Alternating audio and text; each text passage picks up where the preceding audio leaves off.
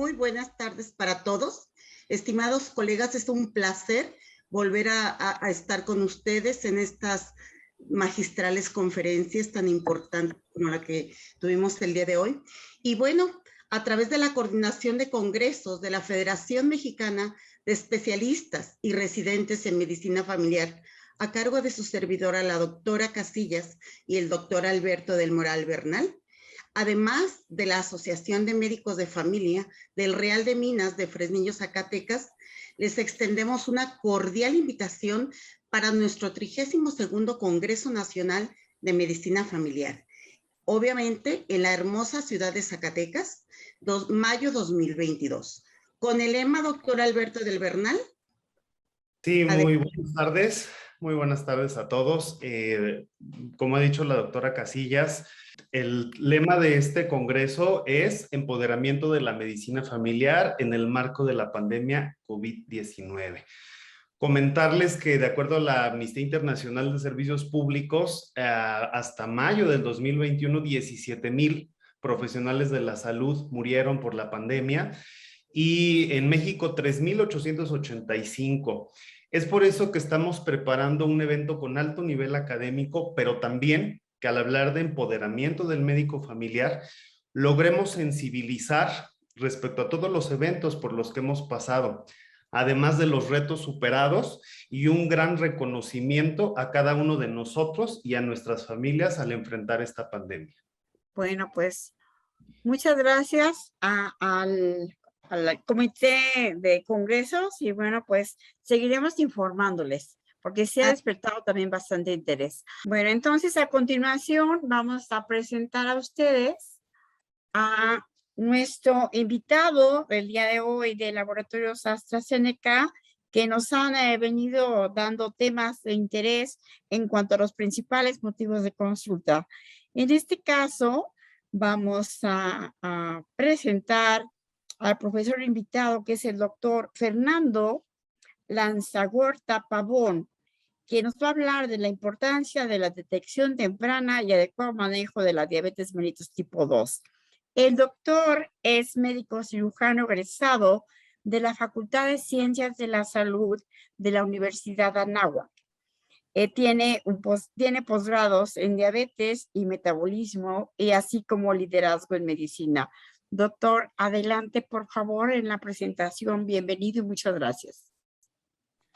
Hola, al contrario, muchas gracias, doctora Farfán, por la invitación. Muchas gracias a ustedes por darme aquí un poquito de su tiempo.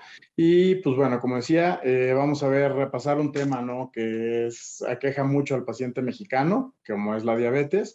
Vamos a ver un poquito lo que se ha hecho y lo que debemos de estar haciendo, ¿no? Por dónde es donde más nos pega la diabetes y por qué es que tenemos que tratarla como tal. Ahí está. Bueno, la situación en nuestro país pues no es nada buena, ¿no? Actualmente estamos viendo que 1 de cada 7 adultos presenta diabetes tipo 2 en México, ¿no? Ya estoy viendo que están a nivel nacional aquí, médicos familiares de todos lados, y pues bueno, tristemente ningún estado sale bien librado, ¿no? A todos nos está yendo mal. Vemos que 1 de cada 4 adultos está controlado, que eso de repente no suena a mucho, ¿no? Pero si vemos que en realidad el 75% de nuestros pacientes está en descontrol, pues ya suena de otra manera muy distinta, ¿no? Y es un problema muy drástico, sobre todo cuando vemos que pues vienen acompañados con hipertensión, vemos que el 27% de nuestra población tiene problemas de hipertensión y pues bueno, el peso, ¿no?, que es clave aquí. 75% de nuestra población se encuentra con problemas de peso, ya sea obesidad o sobrepeso. Estamos viendo que esto es 3/4 partes, ¿no? Y, pues bueno, parte de esto, del tratamiento que tenemos que dar, va precisamente en dejar el glucocentrismo por fuera, ¿no? No me lo tomen a mal, claramente la hemoglobina glucosilada, la glucosa van a ser nuestro faro guía dentro de esta enfermedad hiperglucémica, pero el chiste es dar tratamientos que cuiden más allá, ¿no? Ya que estamos viendo que el 50% de nuestros pacientes con diabetes, con enfermedad renal crónica más bien, tienen diabetes. La diabetes es la principal ocasionante de la enfermedad renal crónica y que el 80% de nuestros pacientes con diabetes están muriendo de cuestiones cardiovasculares. La diabetes es también la principal ocasionante de insuficiencia cardíaca. Antes teníamos entendido que el tema era el triunvirato, pero bueno, como lo define el doctor Ralph DeFronzo, cuando vean algo del doctor Ralph DeFronzo, les recomiendo ampliamente leerlo. Él define esto, ¿no? Él nos define ya hace unos cuantos años esto del octeto ominoso. Él dice que tenemos que dejar de un lado esto del triunvirato, como él lo decía, que era pues el páncreas, el músculo y el hígado, y eran todos los únicos responsables en cuanto a los problemas de hiperglucemia, y teníamos que ver que en realidad eran 8 involucrados. De hecho, ahorita ya está aventurando por describir 13, pero bueno, vamos a tomar el octeto primero, ¿no? Vemos cómo hay problemas pancreáticos con una menor secreción de insulina y una mayor secreción de glucagón que pues indirectamente van a estar pegando en hígado, y vemos que también hay más involucrados, ¿no? Que está lo de las incretinas, ahorita con los IDPP4 y los GLP1, por ejemplo, se ha visto que es un buen enfoque terapéutico para los pacientes. Vemos el problema que es la lipólisis, que en realidad parece que es la verdadera culpable de todos estos problemas. Vemos que en temas renales no sabíamos qué tan importante era el riñón, sabíamos que estaba la enfermedad renal crónica, pero no sabíamos qué tan importante podía ser en cuanto a los beneficios terapéuticos, pegándole por acá, ¿no? Y estamos viendo que hay muy buenas cosas acá. El músculo, que siempre hemos sabido responsable, hay una menor captura de glucosa por parte de y vemos que también hay disfunción de transmisores, ¿no? Vemos que, como les decía, que en realidad la lipólisis llega a estar más involucrada de lo que creíamos. Ya estamos viendo cómo en realidad todo este problema de exceso de acúmulo de glucosa se debe precisamente a la resistencia a la insulina, que es ocasionada precisamente por las adiposopatías, ¿no? Cómo va a haber adipocitos que van a llegar a un tejido graso, no van a caber, y estos se van a ir a viajar por todos lados, ¿no? Se van a pegar en hígado, músculo y páncreas, que pues van a estar precisamente ocasionando todo este daño de la absorción, de la resistencia a la insulina, ¿no? De toda la absorción adecuada de la glucosa.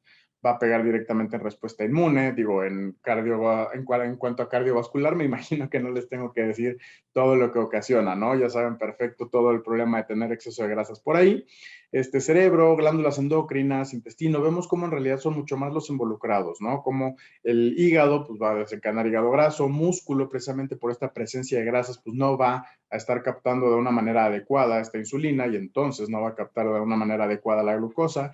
El páncreas, también hay páncreas graso, también está escrito, ¿no? Y es precisamente este páncreas graso el que empieza a hacer que el glucagón salga en exceso y que la insulina salga deficiente, ¿no? Y vemos que es algo que va quejando directamente al paciente, pero que desde antes empiezan los problemas, ¿no? Tenemos aquí los términos de prediabetes, que hay quien los toma, hay quien no. Digo, yo no estoy aquí para obligarlos, pero ahí están. Y pues está esta mal llamada, como le dicen, o bien llamada, como les digo, como cada uno quiera tomarlo, pero vemos que es un periodo importante en los pacientes, ¿no? Vamos a ver cómo llega a haber esta resistencia a la insulina precisamente por la adiposopatía, ¿no? Entonces empieza a haber mayor resistencia a la insulina, pero el cuerpo es muy inteligente, el cuerpo es brillante, entonces va a tratar de hacer su lucha, va a empezar a lanzar más insulina. Ya vimos que esta insulina no va a ser captada, pero por lo menos el cuerpo está haciendo su lucha, ¿no?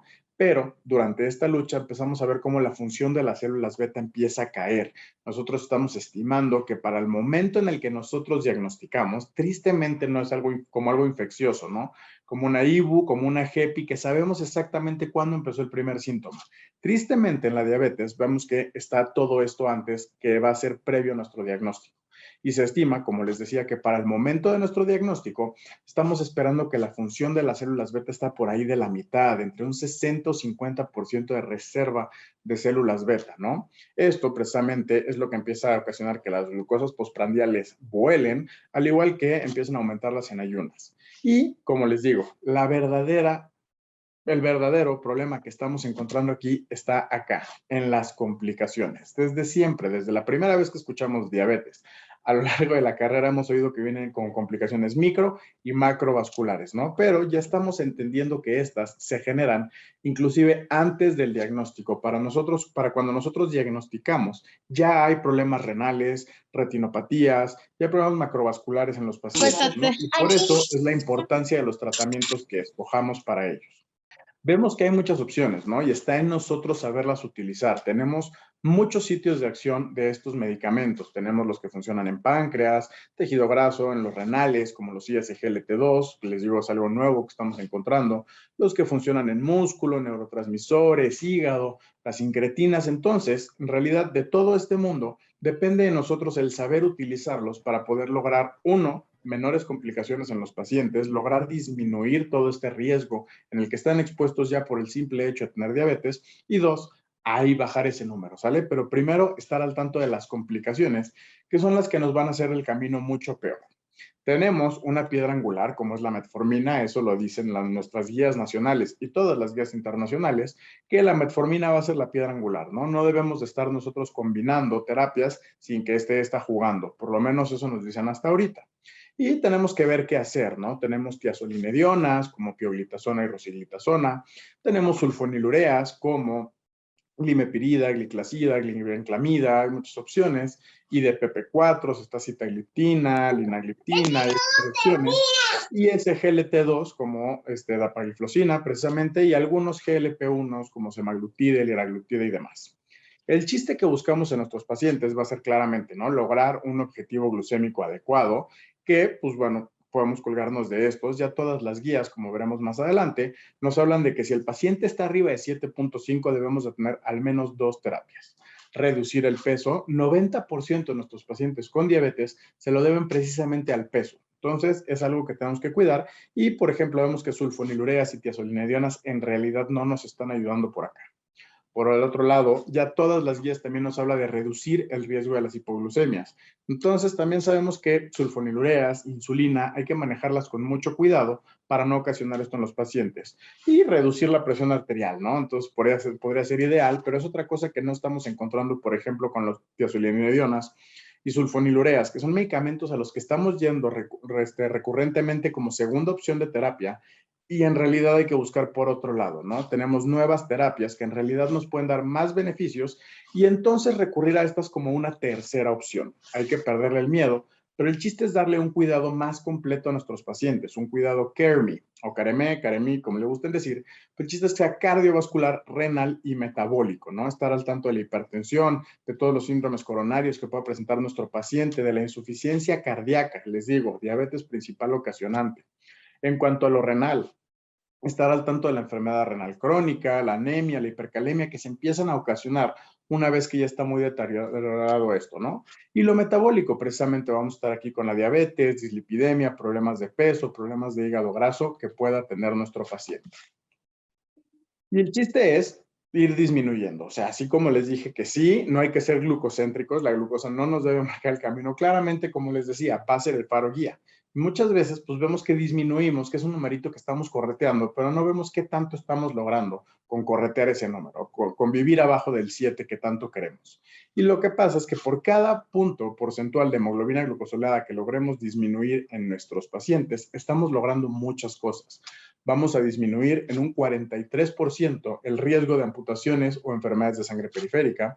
Vamos a disminuir en un 12% todos los riesgos de accidentes cerebrovasculares y en un 14% el riesgo de infartos al miocardio. Un total del 37% menor riesgo de todo lo microvascular. Aquí están nuestras nefropatías, retinopatías, neuropatías que quejan tanto a los pacientes y vamos a estar logrando disminuir en un 21% el riesgo de muertes relacionadas con diabetes, ¿no? Entonces, pues vemos que son datos muy importantes. Como les decía, igual seguir un poquito en números. Yo sé que como médicos no nos encantan nadie los números, pero bueno, los números están ahí por algo. Y como les decía, ¿no? Desde el principio de la carrera escuchamos que hay complicaciones microvasculares y macrovasculares, pero ¿a qué números, no? Nuestros pacientes, por el simple hecho de tener diabetes, van a tener más de un 50% de mayor riesgo de tener cualquier problema microvascular en tan solo 10 años. En México, tristemente, es antes.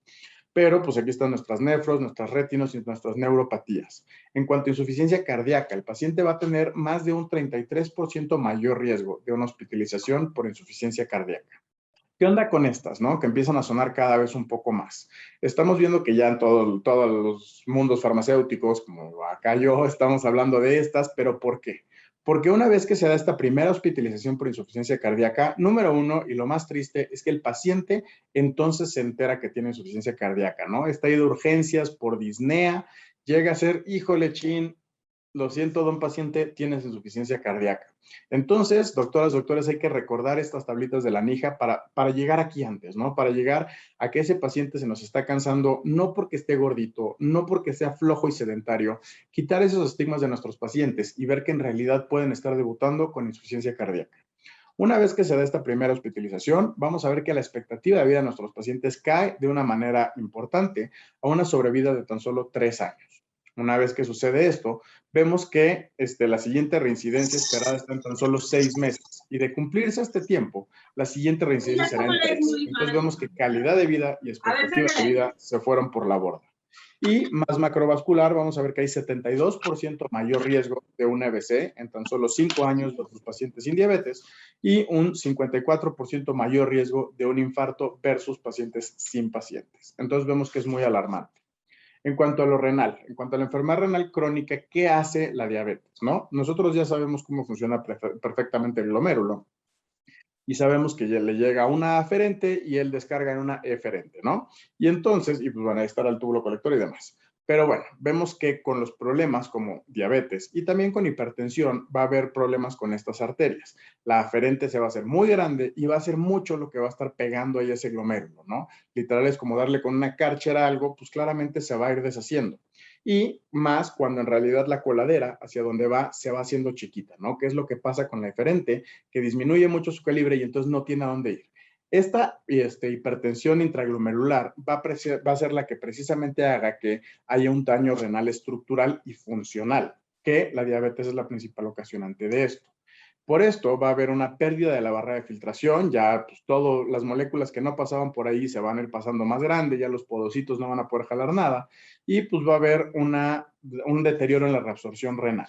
Esto nos va a llevar a una alteración de la filtración renal que nos conllevará a una pérdida de la homeostasis electrolítica y metabólica, desencadenando a todas las comorbilidades. Y como podemos ver, y como les decía, la diabetes es la principal ocasionante. ¿Qué pasa en cuanto a lo cardiorrenal?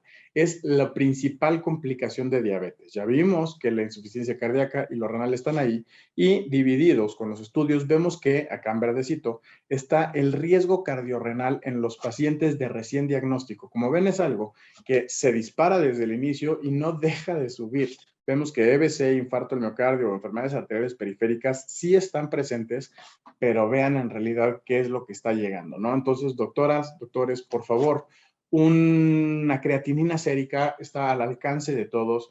Tal vez muchos de ustedes no tengan sus unidades, exámenes de relación albúmina-creatinina urinaria, pero por lo menos un examen general de orina, ¿no? Con una creatinina sérica y calculadoras que ya tenemos todos en los celulares, podemos calcular la tasa de filtrado glomerular de nuestros pacientes y también con el tema de un examen general de orina, aunque sea ver cuánta proteinuria hay. Porque esto se da desde el principio. Igual que sucedía con el páncreas, que empieza a sacar un poquito más de insulina para luchar, sucede lo mismo con el riñón. Los riñones van a tener una etapa de hiperfiltración cuando se dan cuenta que se está empezando a deteriorar la cosa. Vamos a ver que hay una etapa de hiperfiltración, pero esta va a caer. Ese es el último recurso que tienen los riñones de luchar porque esto no se deteriore. Pero, pues el deterioro empezará, ¿no? Entonces vamos a ver que empieza a caer. Nosotros en nuestras guías mexicanas vemos que la enfermedad renal crónica nos la definen autoritariamente como todo paciente aquel que tiene una tasa de filtrado glomerular por debajo de 60. Pero también tenemos que ver que todo paciente que va disminuyendo su tasa de filtrado glomerular en 3 o más meses ya también está ahí, ¿no? Entonces hay que estar al tanto de esas tasas de filtrado glomerular, porque mientras más vayan deteriorando y más vaya creciendo el tema de la albuminuria, una vez que damos este cruce ya no hay vuelta para atrás. Y esto nos lleva a que las enfermedades cardiovasculares se hagan mucho más presentes, porque mientras más disminuye y más deteriora el tema renal, más son los riesgos. Como podemos ver acá que van disminuyendo las tasas de filtrado glomerular y esto lo cruzamos con el tema de albuminuria, vamos a ver que los riesgos, ya sea de un evento cardiovascular muy presentes en el paciente renal, los riesgos, vean la manera tan exponencial en la que crecen en los eventos renales cuando va deteriorando y en cuanto a muerte cardiovascular, ¿no? Vemos que hacia allá van los pacientes y que la diabetes es la principal ocasionante. Entonces, todos los pacientes de recién diagnóstico, así como se les diagnostica, debe de pedirse un análisis renal. A todos los pacientes que no se los hemos pedido, igual pedírselos ahorita para ver cómo están hoy, porque los factores renales ya son un una cuestión independiente en todos los pacientes con diabetes, ¿no? Y es un 3 factor de minutos, riesgo doctor. individual. Sí, perdón. Vemos que la enfermedad renal crónica, en tasas de hospitalización por insuficiencia cardíaca, por infarto del miocardio, vamos a ver que el infarto previo sí va a ser la principal ocasionante, pero nefropatía diabética, enfermedad renal crónica y diabetes están muy presentes en todo esto. Igual, en mortalidad por cualquier causa después de un infarto, donde el infarto previo ya no es el primer lugar. El primer lugar es la nefropatía diabética y en segundo la diabetes, empatado acá, y de tercero, seguidito, está enfermedad renal crónica. Tenemos que analizarlos, ¿no? Porque los pacientes van deteriorando. Vamos a ver que con el paso del tiempo, gran parte de ellos ya va a desarrollar albuminuria y gran parte de ellos va a tener tasas de filtrado por abajo de 60. Perdón que me vaya tan rápido, pero ya se me está acabando el tiempo. Lo que pega en un lado va a pegar en el otro, entonces tenemos que llegar a tiempo, ¿sale? Lo que le pega a los riñones, individualmente le va a pegar al corazón y viceversa. El trastorno agudo o crónico de uno puede llevar a la insuficiencia del otro. Y al que le encanta pegarle a los dos es precisamente a la diabetes. Vemos que es 6 veces más probable, 6 por 5, 30, que un paciente con una enfermedad renal crónica muera de un infarto antes de llegar a diálisis. Entonces, si pensamos en todos esos pacientes que tenemos en diálisis y lo multiplicamos por 6, vemos que es un número bastante más drástico. 2/3 partes de las muertes por diabetes se atribuyen precisamente a cuestiones cardiovasculares. Hay que estar al tanto de esto. Son factores de riesgo desde el inicio en nuestros pacientes. Como podemos ver en estudios de casi 2 millones de pacientes, como es el estudio UK Caliber, vemos que en diferentes cuestiones cardiovasculares, el simple hecho de que tengan diabetes, perdón que no se haya cambiado aquí, vemos que los predispone al factor de riesgo cardiovascular mucho más elevado. Y es lo que nos dicen las guías, ¿no? Me quiero ir rápido a las guías, perdón que no haga esto, pero las guías, como las de la Sociedad Europea de Cardiología, nos hablan de calcular el riesgo cardiovascular en nuestros pacientes, ¿sale? Estar checando estas guías y ver que nuestros pacientes en realidad en su mayoría son de alto riesgo o de muy alto riesgo, que esto nos llevará a ver cómo los tratamos. Los endocrinólogos clínicos nos hablan de metas, si el paciente no tiene riesgos de hipoglucemia menores a 6,5 y si sí tienen riesgo de hipoglucemia, dejarlos como siempre, entre el 6,5 y 7. Para todos los pacientes abajo de 7,5, pues bueno, empecemos con terapias como metformina, como ISGLT2, como GLP-1, pero que no usemos tiazolinedionas y sulfonilureas. Para pacientes arriba de 7,5, debemos de sí o sí tener terapia doble apoyadas de metformina más ISGLT2 como la paliflozina, GLP-1 como semaglutide, DPP-4, pero que sigamos sin usar tiazolinedionas, insulina y sulfonilurea, ni como tercera opción. Entonces, vemos que son las terapias que más usamos y que más nos están dañando. ¿Qué nos dice la ADA? La ADA nos dice que consideremos todos los indicadores de riesgo de nuestros pacientes y cuando hay indicadores de enfermedad aterosclerótica cardiovascular, de enfermedad renal crónica o de insuficiencia cardíaca, nos vayamos independientemente de la hemoglobina glucosilada de nuestros pacientes, nos recurramos a ISGLT2 o GLP-1. Si este no es el riesgo de los pacientes, podemos ir más adelante, pero con IDPP-4, GLP-1, ISGLT2 o tiazolinediona. Vemos que sulfonilurea nos lo deja solo hasta el final, ¿sale? Cuando en realidad el costo es el problema. Y minimizar también el peso de nuestros pacientes, 90% de ellos tienen estos problemas y los GLP-1 e ISGLT2 nos van a ayudar con esto, ¿sale? Porque nuestros pacientes van a un continuo de riesgo cardiorrenal. Van a empezar como todos con múltiples factores de riesgo, pero estos riesgos los van a ir llevando precisamente a vivir en estos colorcitos, ¿no? A la enfermedad renal crónica, a la insuficiencia cardíaca y a la posterior muerte. Entonces, pues nada más como que para reflexión, piensen en todos esos pacientes que tienen 61 años. Si esos no tienen diabetes, sin ningún problema van a llegar a los 81 años. Si tienen diabetes, con suerte van a estar llegando a los 75. Pero si tienen diabetes y enfermedad cardiovascular, que ya vimos, ya tenemos que empezar a considerar la diabetes como un factor de riesgo cardiovascular. Nuestros pacientes con suerte van a estar llegando a los 70 años. Pero bueno, eso es lo que tenía para ustedes hoy. Ha sido un gusto estar aquí con ustedes. No sé si tengan algún espacio de dudas y respuestas.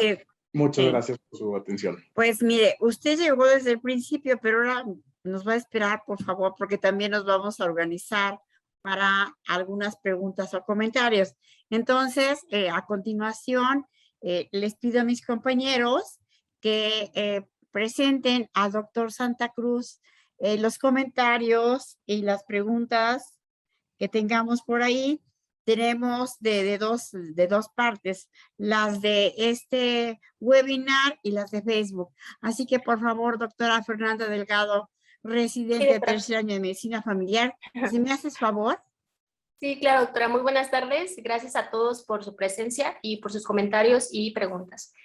Hacia el doctor Santa Cruz, la doctora Olga Lorenzo y la doctora Violeta Garcés mencionan acerca de cuando realizó el comentario de población adscrita a un consultorio, mencionan que no están de acuerdo con el programa de Unifila, ya que se pierde la continuidad de la atención al paciente. Ellas mencionan, entonces, ¿qué se haría con esos pacientes que necesitan la consulta, pero no son urgencias, pero que no pueden esperar un mes para su atención?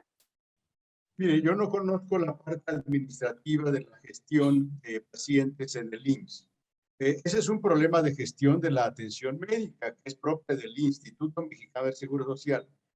Fuera de ese marco, indudablemente que más allá de si existe o no Unifila y cómo se gestiona esta, lo que sí tenemos que tener claridad es que todos los médicos familiares del mundo tienen una población de responsabilidad. La forma como se les asigna esta población es muy diferente. Por ejemplo, en el Reino Unido, los General Practitioners no son médicos de ninguna institución de salud. No son médicos del National Health System, del Sistema Nacional de Salud inglés. No son trabajadores del sistema de salud. Son trabajadores privados que se organizan, varios médicos familiares, para crear una pequeña clínica que puede ser pequeña de 2, 3 médicos familiares, hasta 5 o más, pero junto con ellos contratan o suman a su equipo enfermeras, trabajadores sociales, dietistas, etcétera, y dan la atención. Para que un ciudadano inglés o alguien que vive en Inglaterra se pueda atender por un médico familiar, tiene que ir el paciente a la clínica que le quede más cerca de este grupo de médicos familiares que son de práctica privada, a inscribirse con un médico familiar o con la clínica o a la clínica, con un médico en particular o a la clínica. El médico inglés tiene la posibilidad de escoger a su médico general, al general practitioner, es el equivalente al médico familiar. Entonces, todos los GPs, todos los médicos familiares ingleses, tienen una población que puede ser de 1,000 o 1,500. Ahí el paciente es el que escoge al médico, no al revés. En el IMSS, por ejemplo, ni el paciente escoge al médico, ni el médico escoge a sus pacientes, así que es lo que nos tocó vivir, punto. Pero lo que sí digo es que el médico del IMSS, el médico del ISSSTE, el médico de la Secretaría de Salud, que está en primer nivel, tiene una población de la cual tiene que gestionar la salud. Tiene que atender, en esa población hay personas sanas y hay personas enfermas. Lamentablemente, como decía el doctor Lanzagorta, hay una inmensa población de diabéticos y de hipertensos. Todos los médicos generales tienen pacientes diabéticos e hipertensos, pero además de ellos, tienen niños que son sanos, jóvenes que son sanos, adultos, aunque no muchos, sanos, y a esa población también la tiene que atender el médico familiar. No estar esperando a que llegue el paciente al consultorio, porque es lo que hacemos actualmente. Esa no es la práctica de la medicina familiar ni en Inglaterra ni en Canadá. El médico familiar tiene que conocer dónde viven sus pacientes, los que a él le tocan. En Canadá es casi igual que en Inglaterra. El paciente escoge a sus médicos. Los pacientes se pelean por los médicos familiares, porque en Canadá hacen falta médicos familiares. Entonces, los pacientes andan a la casa de un médico. ¿Y saben por qué? Como en Inglaterra.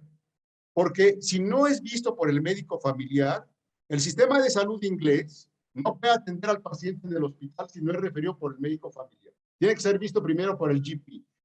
En Canadá es exactamente lo mismo.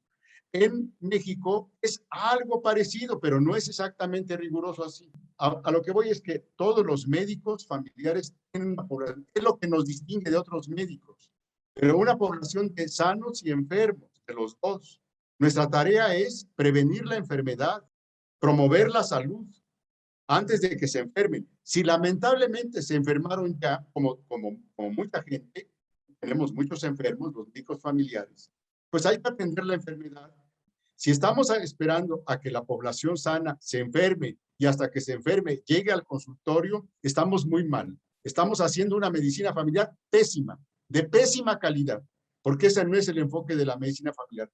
El enfoque de la medicina familiar debe ser promover la salud, prevenir la enfermedad y, por supuesto, atender a la población enferma.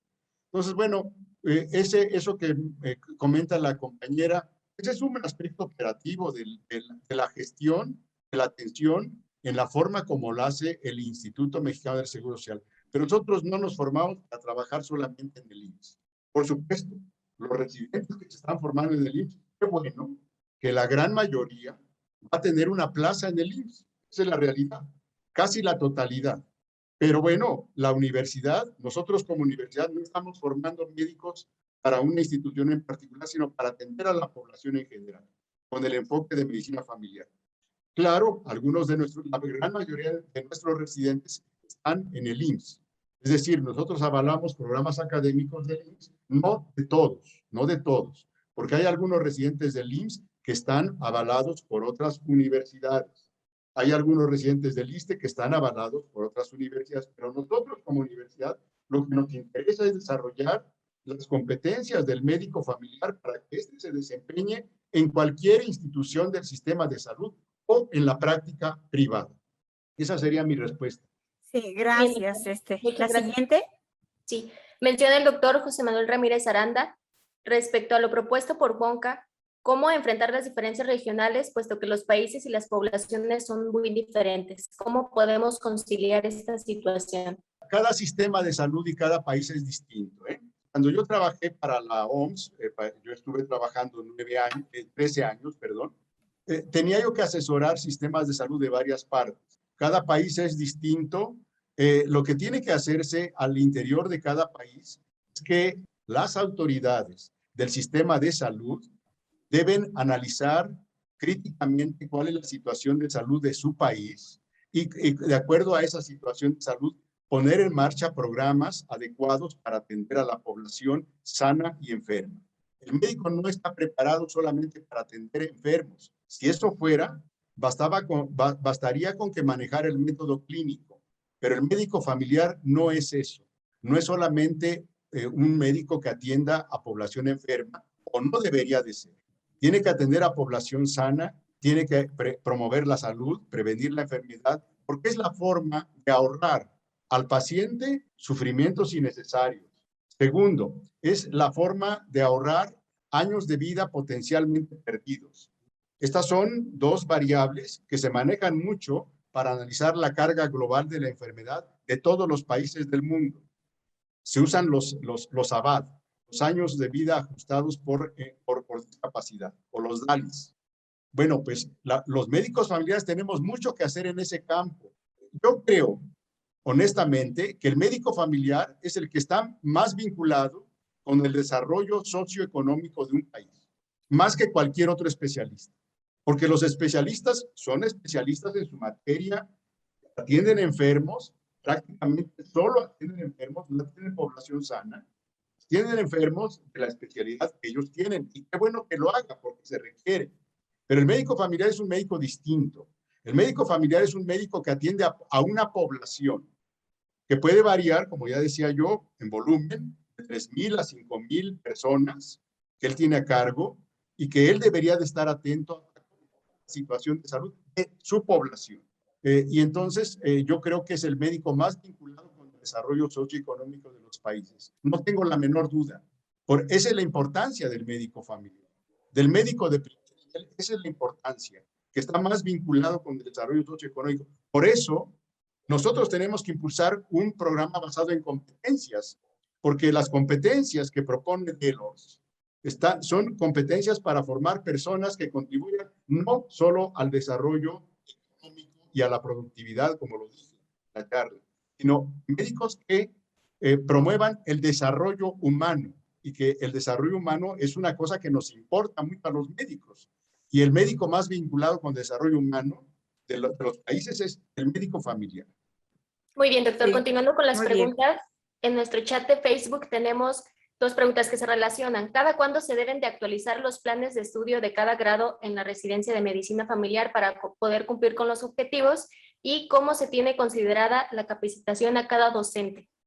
En la UNAM sí tenemos una reglamento. Cuando ha egresado la primera generación del plan de estudios, se tiene que revisar el plan de estudios y actualizarlo si es necesario. Hablando de medicina familiar, como el plan de estudios dura 3 años, la regla en la UNAM es que al terminar la primera generación de egresados del plan de estudios vigente, se tiene que revisar y actualizar el plan. ¿Qué competencia considera debe ser la desarrollada o la más desarrollada para quienes ya estamos ejerciendo la medicina familiar y cómo debemos identificarla? Bueno, primero que nada, gracias por escucharnos y además sabe usted que forma parte de su comité académico, etcétera, es una profesora destacadísima.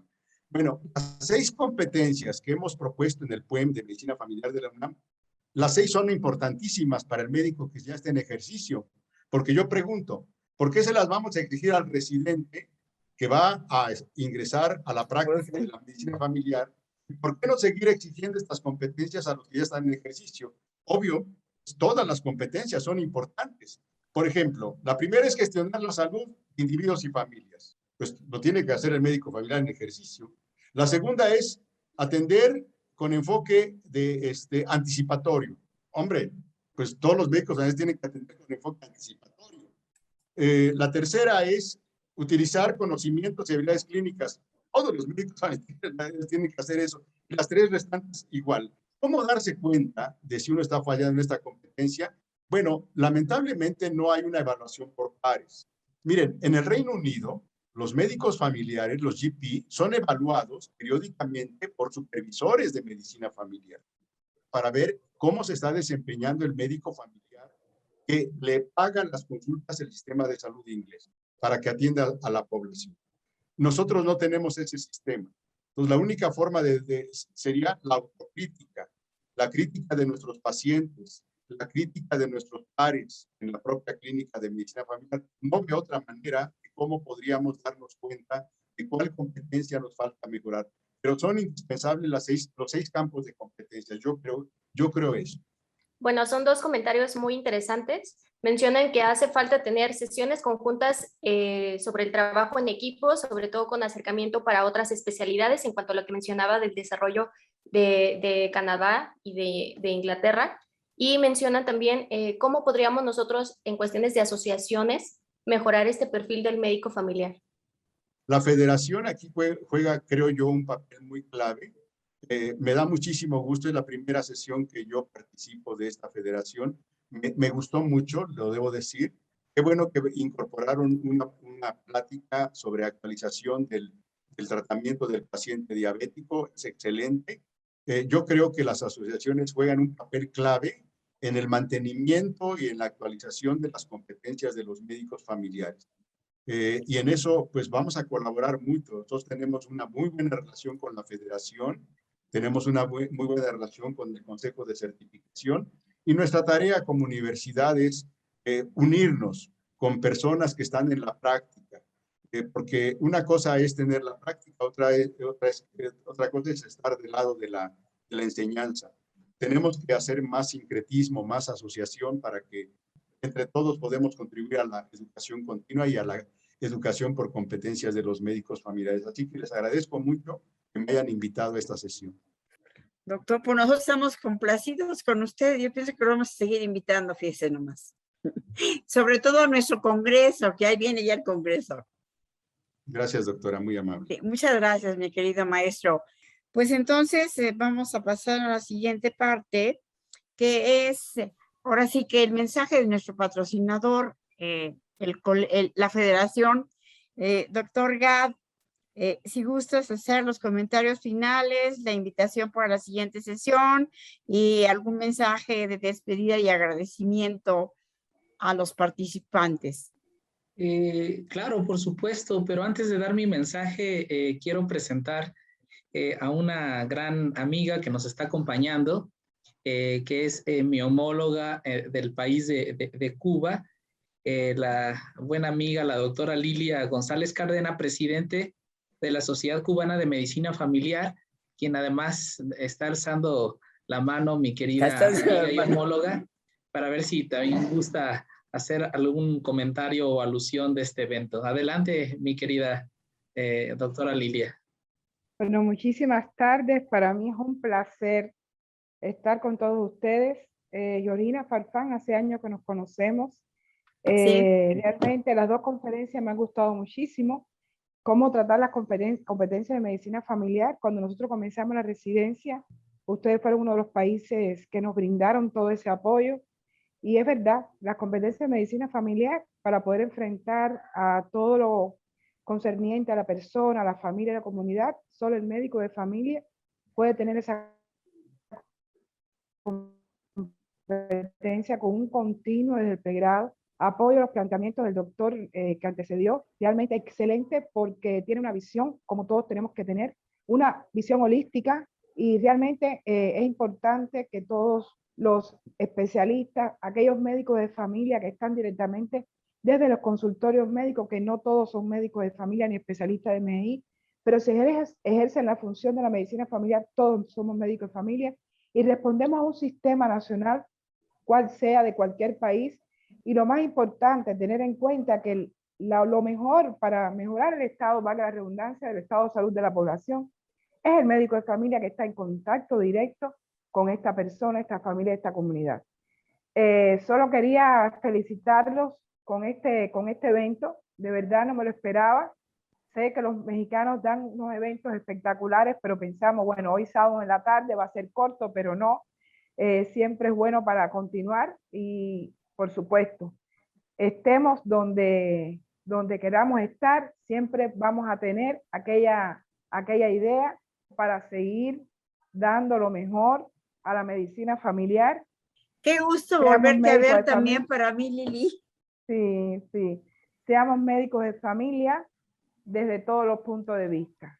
Los felicito a todos los 300 y pico que estamos aquí en estos momentos escuchando esta conversación y creo que para adelante, los médicos de familia somos vencedores y no nos van a vencer, a pesar que dice que nuestra especialidad para nosotros es la mejor y creo que sí, es la mejor porque es la única manera y tenemos la mente abierta a todo lo que nosotros queramos hacer desde investigaciones, docencia y creo que es importante este tipo de actividad. Los felicito y muchas gracias por la intervención. Muchas gracias, Lili. Por ahí hay dos manitas levantadas. Sí, es de la doctora Lilia. Muchísimas gracias, doctora Lilia, por acompañarnos. Mi querida amiga de la Sociedad Cubana de Medicina Familiar, que al final del día, tanto México como Cuba, pues siempre nos han unido lazos de hermandad en todas las aristas que queramos ver. Y bueno, ambas asociaciones, Sociedad Cubana y Federación, pues somos de la región Mesoamérica de la Confederación Iberoamericana de Medicina Familiar, la cual, por supuesto, es miembro activo del WONCA. Pues muchísimas gracias, agradecerles a todos ustedes la conexión en este bonito sábado. Hay que tener presente que la conferencia del día de hoy, por supuesto, es pertinente.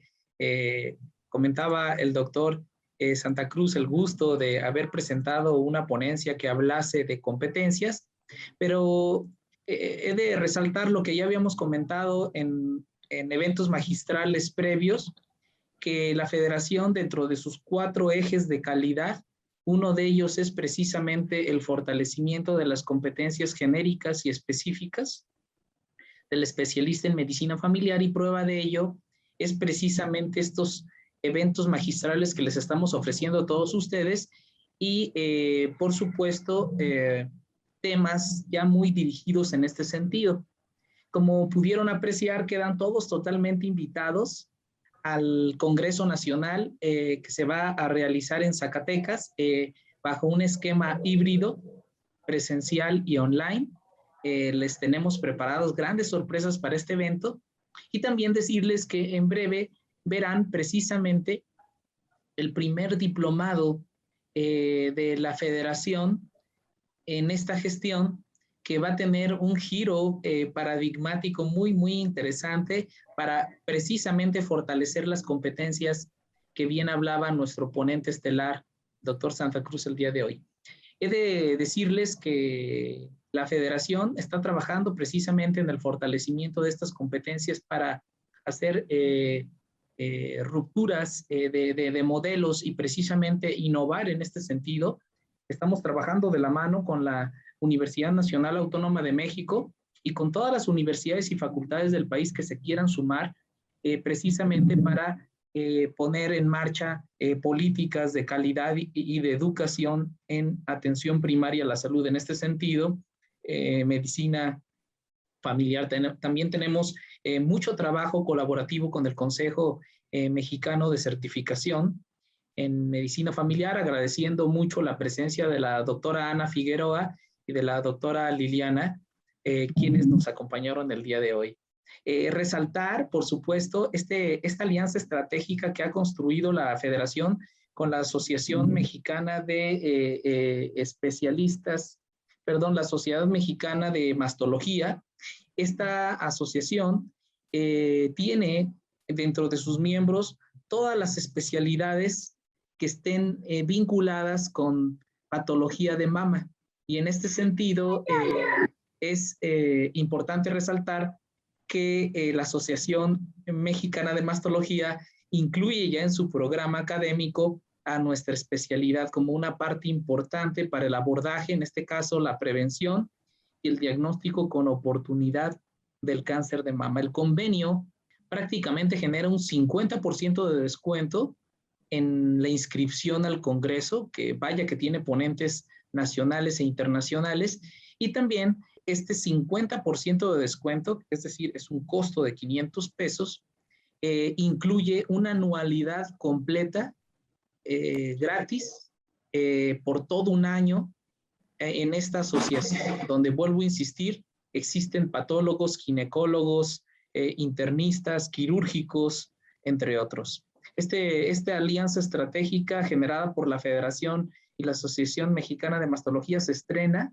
en esta gestión. Ya llevamos 8 alianzas estratégicas en este primer cuatrimestre y la única manera que tienen para poder gozar de estos grandes convenios y alianzas estratégicas de la Federación, pues es estar inscrito en una asociación, por supuesto, que constituye a la Federación, tener su credencial de la Federación y naturalmente estar vinculados con sus presidentes y vicepresidentes a nivel nacional que son parte de la Federación.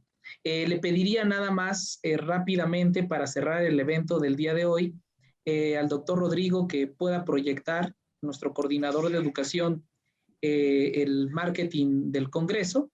Mientras la maestra Farfán hace este valioso comentario, vamos a poner 2 encuestas aquí posteadas, la encuesta de satisfacción del cuarto evento magistral y también la lista de asistencia, que ya la postearon en el chat, pero tendremos también otro cuestionario muy pequeño al final de la sesión para que puedan contestar y así se valide la asistencia que ustedes tienen. Muchísimas gracias. Perdóneme, maestra Farfán, adelante. No, está bien. No, lo que pasa es que yo no quería terminar porque tenemos también la presencia de otro personaje con la que hicimos otra alianza estratégica. Está con nosotros la doctora Beatriz Archundia, la presidenta del Colegio de Médicos Pediatras del Estado de México, que también nos proporcionó becas para su congreso que acaba de pasar. Pues agradecerle a la doctora Beatriz Archundia su presencia y que bueno, pues nos sentimos muy acompañados por ellos. Muchas gracias, doctora. Gracias por la invitación también. No hay de qué, doctora, encantada. Bueno, pues esperemos que el doctor Rodrigo nos presente eso. Presente lo referente al Congreso para cerrar finalmente con la constancia que le haremos entrega a nuestro brillante ponente top internacional que tenemos el día de hoy, que es el doctor Javier Santa Cruz, pero antes de ello presentaremos el marketing del evento. Como ya lo han comentado, muchísimas gracias. Este es el parte del promocional del gran evento que va a tener la Asociación Mexicana de Mastología en su 7º Congreso Virtual. y su 15ª reunión internacional y su 18º Congreso Nacional de Mastología, el cual se va a celebrar del 14 al 16 de octubre, jueves, viernes y sábado. Ya lo han comentado, es un programa muy interesante. Va a haber una aplicación para para esta actividad. Realmente van a participar diferentes asociaciones. Bien lo ha comentado el doctor Gad, van a haber ponentes de talla nacional e internacional con un enfoque a primer nivel también de atención, definitivamente muy interesante. Se va a tener un área de precongreso enfocado a oncoplastía, a las actividades oncoplásticas, y también en los siguientes días, jueves, viernes y sábado, son diferentes actividades donde van a participar, ya lo decíamos, también en ponentes de talla internacional, donde van a hablar de temas muy actualizados respecto a lo que es cáncer de mama, detección temprana, factores de riesgo, entre otros temas, con un enfoque muy importante para los médicos familiares. Entonces va a estar muy interesante. Ya les pusimos en el chat nuevamente la liga. También van a haber trabajos, se van a recibir trabajos para participar. En este caso van a haber carteles, y también vamos a tener la presencia de talleres, van a haber mesas redondas, van a hacer diferentes actividades muy interesantes. Y ya les pusimos el link en el chat. Y como bien decíamos, dentro de los patrocinadores, pues está la Asociación Mexicana de Especialistas y Residentes en Medicina Familiar, muy comprometidos con este gran tema de cáncer de mama en el marco de este mes para la detección oportuna de esta enfermedad. Muchas gracias. Bueno, sí.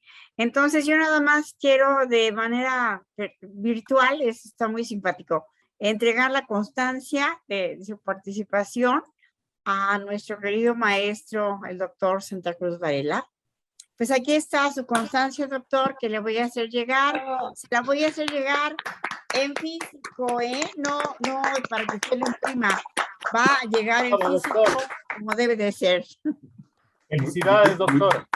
Muchísimas gracias a todos. Los invitamos a conmemorar, junto con la Federación de Residentes y Especialistas en Medicina Familiar, en nuestro 50 aniversario de la residencia, el inicio de la residencia, junto con la Federación Mexicana, que hoy me hizo el favor de invitarme. Estamos organizando la conferencia internacional para el 18 y 19 de noviembre, así que nos veremos próximamente. Muchas gracias a todos. Pues vamos a hacer una gran promoción por ese evento, doctor. Bueno, están preguntando, Gad, ¿cómo les vamos a hacer llegar la encuesta? Y tuvimos un detalle técnico, es lo que estamos viendo.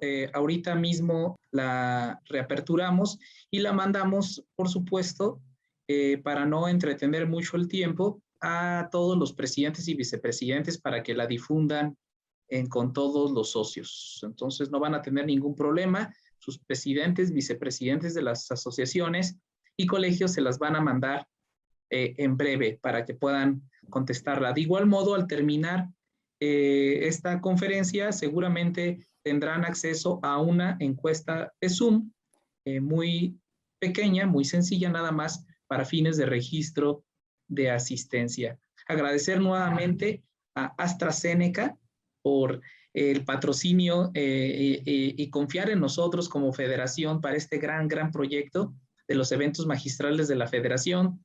Invitarles nuevamente a este evento de mastología, invitarles, por supuesto, los dos grandes proyectos que vienen de la federación, que es su diplomado y el Congreso de Zacatecas, y también decirles que se viene un nuevo evento magistral, que es el 5º evento magistral de la federación, en donde todos ustedes están cordialmente invitados. Será, como de costumbre, la segunda semana de noviembre, específicamente el sábado 13 de noviembre, en donde tendremos también a un brillante ponente como el día de hoy, que va a ser el doctor José Narro, exsecretario de Salud de nuestro país, México, quien estará brindándonos una conferencia en el próximo evento magistral. Quedan cordialmente todos invitados para este evento magistral de la Federación, en donde seguiremos buscando, por supuesto, a los ponentes de mejor calidad para todos ustedes, como fue el día de hoy. Sin mayor preámbulo y como es de costumbre, los invitamos a encender las cámaras para que evidentemente nos tomemos la foto final. Del recuerdo. de recuerdo, ¿sí? Aquí saludando muchísima gente, ¿verdad? De todo el país, un placer conocerles, verlos, ¿verdad? Algunos ya grandes amigos de muchísimos años, otros más contemporáneos, pero bienvenidos todos con una sonrisota por haber gozado de esta magnífica ponencia de nuestro querido maestro, el doctor Javier Santa Cruz. Y todos los líderes nacionales, expresidentes de sus asociaciones, aquí vemos a muchísimos, ya comenté de mi homóloga de Cuba, doctor Miranda, un placer ahí por citar algunos, doctora Yolanda Vela, un placer saludarle, y bueno, aquí puedo citar a muchísimos, son las fotos del recuerdo de este cuarto evento magistral, la Federación. Muy bien. Tenemos también, doctor Beto, mientras nos estamos tomando las fotos, cómo es la logística del premio que vamos a rifar hoy. Vamos a rifar, antes de que se me vaya, 5 becas al 100% para el Congreso de Mastología con anualidad incluida. Doctor Beto, si gusta rápidamente en un par de segundos decir quiénes se ganaron la beca al 100%. Becas completas. Un segundo, lo estoy corroborando. Un segundo. Las está haciendo de emoción aquí el doctor Beto del Moral. Son 5 becas al 100 con anualidad de 1 año, evidentemente anualidad a la Asociación Mexicana de Mastología. Muy bien, Beto, te agradeceré que ya nos digas los ganadores para podernos dejar descansar a todos nuestros congresistas. Sí, claro. Tenemos a la doctora Elizabeth Hernández Portilla, Olga Lorenzo Flores. Muy bien. Y, Bravo. Ese es de acá. Ya ves. Nayeli Limón. Perfecto. Es importante que, como hicimos la otra vez, el chat de Facebook, al escuchar sus nombres, nada más manden o sea, de que fueron leídos sus nombres para completar datos, por favor. Entonces los voy a repetir. Elizabeth Hernández Portilla, Olga Lorenzo Flores, Nayeli Limón, Jamie Galván, y me falta uno.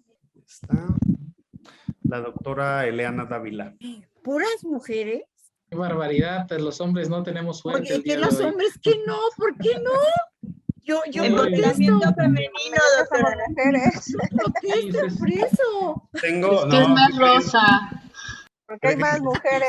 Estamos en octubre rosa. Sí, es octubre rosa. Hola, hola. Muy bien. Pues por muchas ahí felicidades a los ganadores. Sí, habremos algún ajuste. Hay otro nombre por ahí que fue hombre. Sí, por favor. Ramón Peñuelas. Ya veremos. Ahora sí, ya. Bravo. Sí. Perfecto, muy bien. Bien, muchas gracias. Un placer y un abrazo. Gracias por su sonrisa el día de hoy y nos vemos el próximo mes, donde también tendremos, al igual que el día de hoy y al igual que los otros 3 eventos magistrales anteriores, un gran ponente de AstraZeneca, todo diseñado para ustedes. Agradezco a la Junta Directiva de la Federación, a todas las coordinaciones, a todos los puestos de elección y por supuesto a todos los líderes del país, presidentes y vicepresidentes de las asociaciones y colegios constitutivos de la Federación por siempre brindarnos el apoyo mutuo para difundir este gran evento. Bonita noche, bonita tarde y cuídense todos ustedes. Gracias, bye. Buenas noches, bye. Muchas gracias. Buenas noches. Saludos a todos, muchas gracias.